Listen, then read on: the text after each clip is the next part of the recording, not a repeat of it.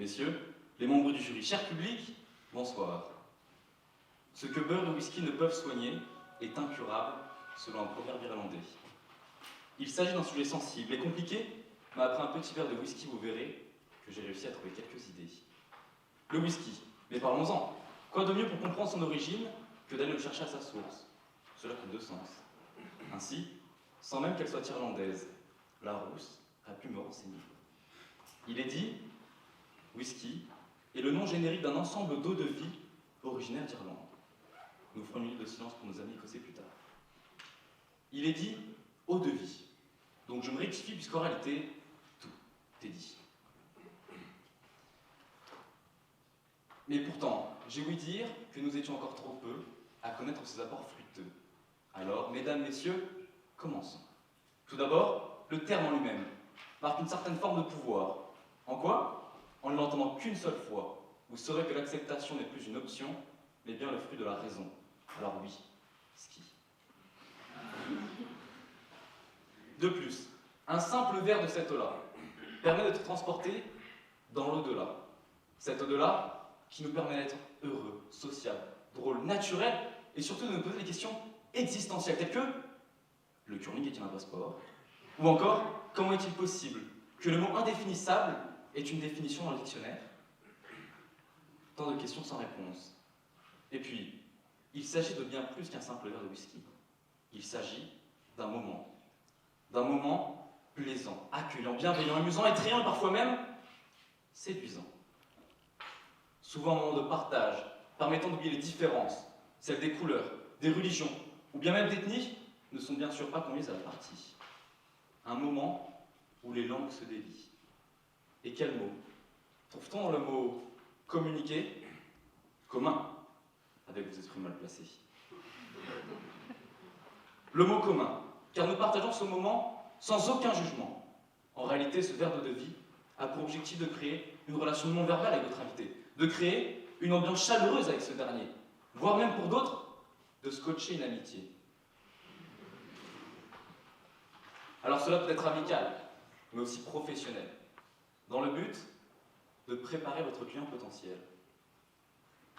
Ainsi, le premier soir, le mot-clé semble être le whisky. Mais le lendemain, avec sobriété, j'ai pu remarquer qu'il s'agissait en réalité du dernier mot de mon sujet. D'abord. C'est pourquoi, ma chère et tendre mère, je me rappelle à l'instant tes si précieux conseils. Malo, jamais, au grand jamais le premier soir. Mais je ne vous apprends rien. Du moins, je l'espère. Mais alors, me direz-vous, d'abord quoi? Avant quoi? Devant quoi? Eh bien, que ce soit amical ou encore professionnel, avant un contrat, une demande, ou même un simple problème, ce verre partagé vous prépare à résoudre ce dernier. Mais je vous rassure, il n'y a rien de mauvais. Un simple verre, de ce que vous voulez d'ailleurs, mais un simple verre, afin de vous faire écouler le stress de la journée. Le réel but de ce verre est de mieux connaître votre convié, afin d'amener le réel sujet avec subtilité. Alors là, ma concurrente vous dira sûrement que mon texte n'est pas beau pour un sou, et encore moins pour un sobre. Que subtilité a un aspect vicieux, manipulateur, parfois même opprobre. Et bien sûr, elle aura tort, totalement raison. Elle aura totalement raison. Si, et seulement si, vous êtes inconscient, et vous, comme moi, nous savons tous ce qui se noie derrière ce verre, comme s'il s'agissait de rentrer dans le monde des affaires. Toutes les subtilités ne sont pas cachées, puisque tout le monde les connaît. Alors oui, subtilité, mais pour sa finesse, sa justesse, sa souplesse, sa délicatesse, et non en tant que simple traîtresse. Alors je vous en prie, brisons la glace dans ce verre de whisky, et profitons simplement de la vie. Et comment? Comment ne pas faire confiance à cette eau de jouvence? Bon pour le corps, et bon pour l'esprit. Et puis, on vous propose tout de même un verre de whisky. Il s'agit pour certains d'une marque de pouvoir, voire pour d'autres de puissance. Alors si un jour vous avez la chance d'avoir sur votre bureau, votre buffet, ou même sur votre table de chevet, une carafe de ce breuvage irlandais, n'hésitez surtout pas à servir le reste de la société. Aujourd'hui, si vous voulez proposer, vous ne pouvez que réconforter votre fierté, car vous n'êtes pas sous-estimé. Il s'agit d'un geste du cœur à la hauteur de vos valeurs. Alors, messieurs, dames, veuillez m'excuser, car cela fait 6 minutes que je vous en parle et je ne vous ai toujours pas proposé. Vous ne voulez pas un verre de whisky d'abord? Je vous remercie. Single malt, blend, bourbon, scotch rye.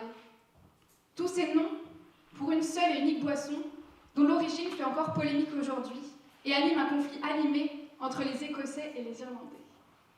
Une histoire merveilleuse. Mais vous ne voulez pas un whisky d'abord? Compte tenu du fait que je ne suis pas devant vous pour vous conter les incroyables événements ponctuant l'existence du whisky à travers les âges, concentrons-nous sur la question. Vous ne voulez pas un whisky d'abord? D'abord. C'est alors que je vous demande, avant quoi?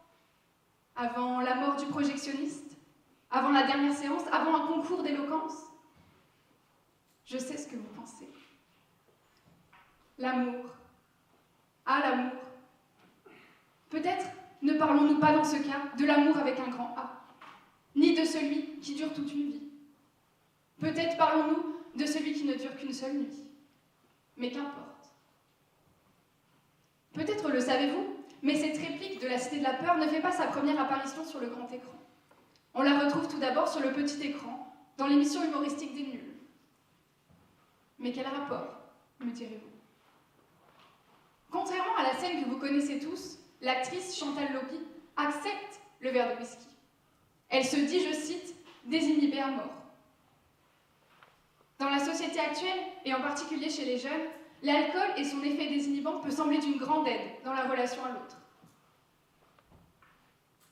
Les Anglais parlent même d'un liquid courage, courage liquide pour les non-bilingues, qui entraînerait une levée des inhibitions. Cela semble digne d'une potion tirée d'Harry Potter. Cependant, quel est le but d'une relation ou d'un rapport si le bien-être des deux partenaires est régi par leur consommation?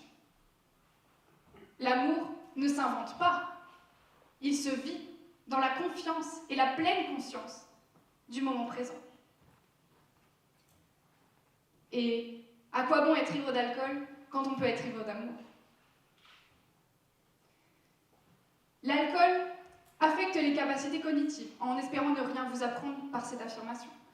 Chantal Lobby en fait d'ailleurs les frais dans son sketch originel, puisqu'elle n'arrive même plus à prononcer le titre d'une chanson anglaise correctement.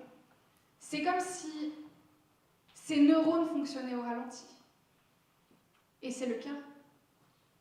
Lorsque l'alcool s'invite dans la danse effrénée des informations neuronales, celle-ci casse la cadence, comme devenue lasse et endormie. Et cela encore avant que le cerveau ne passe littéralement en mode sommeil, comme c'est le cas de Chantal Lobby dans le sketch, ce qui compromet alors grandement tout projet succédant au verre de whisky. Prenons un peu de recul et mettons-nous à la place des téléspectateurs. Que vous soyez jeune, que vous soyez vieux, vous avez vu ce film culte d'Alain Berberian. Vous avez regardé, vous avez assisté à cette scène unissant le commissaire Bialès et Odile de Ray.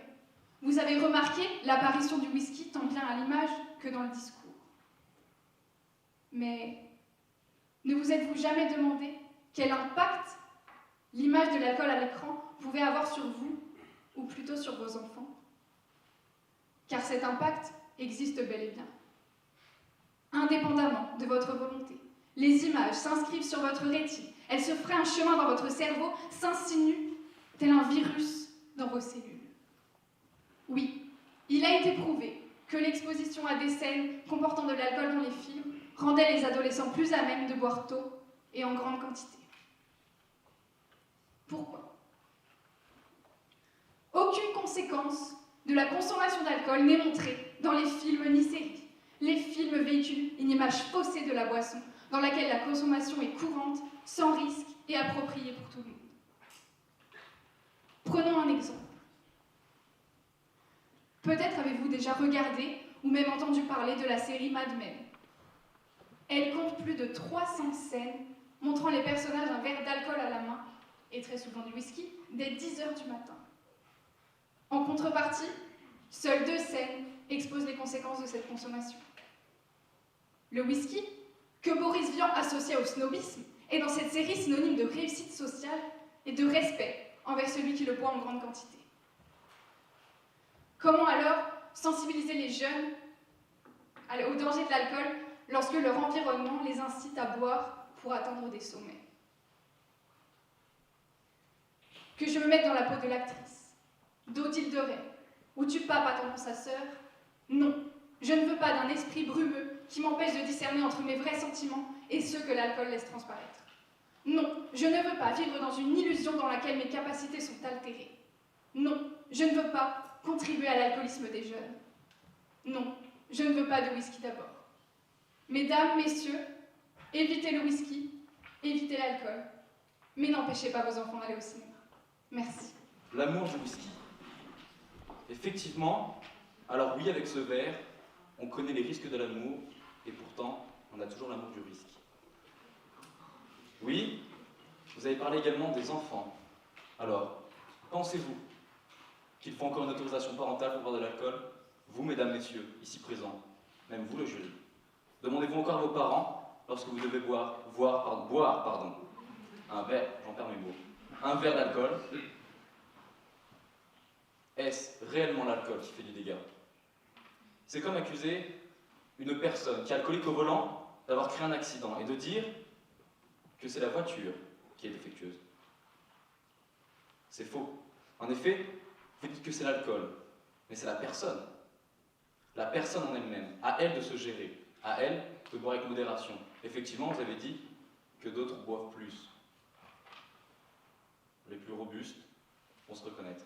Alors oui, vous pouvez boire plus. Effectivement, profitez. Un verre, 2 verres, 3 verres, et vous voyez la vie en rose. Rien de compliqué. Alors oui, effectivement, cela, vous pouvez dire, créer des dégâts sur l'homme. Mais comme je vous l'avais dit, cela permet également d'être heureux. Social, drôle naturel, et je ne vais pas vous refaire la question existentielle. Pourtant, je viens de vous le dire, ça vous permet de vous libérer. Alors oui, un petit verre de whisky, pour certains qui sont un petit peu coincés, si je puis dire. Un simple verre, de ce que vous voulez, mais un verre vous permet de vous détendre. Que ce soit simplement une bière autour, avec votre ami, pardon, un beau soir d'été, qui ne rêve pas, honnêtement. Alors oui, cela crée des dégâts. Et pourtant, on est plusieurs ici, je pense, à continuer d'en prendre. Voilà. Tu as l'air de dire que le whisky, ou le verre de quoi que ce soit, comme tu dis, peut se prendre à toute heure, car il fait tomber les barrières qu'il y a entre les individus, qu'il permet d'être dans une ambiance plus chaleureuse. Mais peut-être est-ce vrai dans certaines situations, mais je ne pense pas que boire du whisky à chaque fois, par exemple d'un rendez-vous professionnel, soit une bonne chose.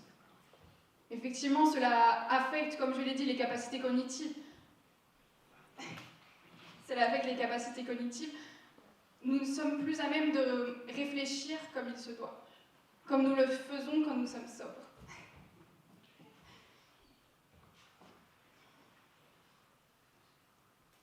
Tu as dit également que c'était bon pour le corps et bon pour l'esprit. Effectivement, j'ai lu des études. Un verre de whisky de temps à autre peut effectivement éviter des accidents cardiovasculaires, des infarctus. Cependant, à grande dose, les effets sont néfastes sur la santé. Vous le savez, sur le foie, sur le cerveau, tout est atteint. Imaginez prendre un verre de whisky dès que vous rencontrez des gens. Ça fait beaucoup de verres de whisky par jour ou par semaine. Et l'addiction n'est pas un mythe. Effectivement, prenez un verre de whisky de temps à autre, mais souvent, l'addiction est là. Et ensuite, ce n'est pas qu'à vous que cela tienne.